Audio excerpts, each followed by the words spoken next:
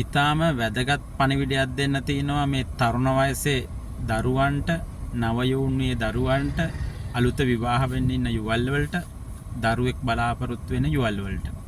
මොකද ලංකාවේ මේ වෙද්දි දරු උපසංඛ්‍යාව ලක්ෂයක් විතර අඩු වෙලා තිනවා.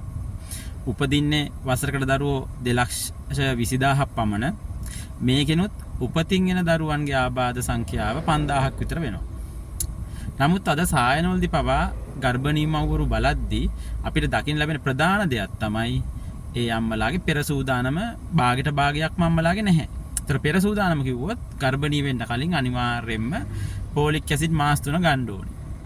රුබෙල්ලෙන් නැත විදලා තියෙන්න ඕනේ. තමන්ගේ බෝනමොන් ලෙඩ තියෙනවද කියලා බලා ගැනීමත් ඒ වගේම රුධිරයේ සීනි තියෙනවද, ප්‍රෙෂර් තියෙනවද, වෙනත් මොනවා හරි හෘද වස්තුවේ ආබාධ තියෙනවද මේ ටික බලා ගන්න ඕනේ. ඉතින් මේ ටික බලා ගන්න සංඛ්‍යාව අඩුවීම උපතින් එන ආබාධ වගේම ගර්භණී කාලයේ මව්වරුන්ගේ අවදානං සාධක වැඩි වෙන්න හේතුවක් වෙනවා. ඉතින් මේකට හරි සරල දෙයයි තියෙන්නේ. විවාහ වුණ ගමන්ම ගමේ ඉන්න පෞල් සෞඛ්‍ය සේවා නිලධාරීන් කියන්නේ මිඩ්වයිමස් හමු වුණා නම් මේ පිළිබඳව දැනුවත් කරන සැසියක් තියෙනවා. මේ සම්බන්ධව චෙක් ලිස්ට් එකක් තියෙනවා, ෆෝම් එකක් දෙනවා. ඒතර මේ ෆෝම් එක අරගෙන ඇවිල්ලා අපේ නව සුව දිවි සත්කාරක වැඩසටහනට සම්බන්ධ වෙන්න සූදානම් ඇතුව ගර්භණී මමක් වීම සඳහා.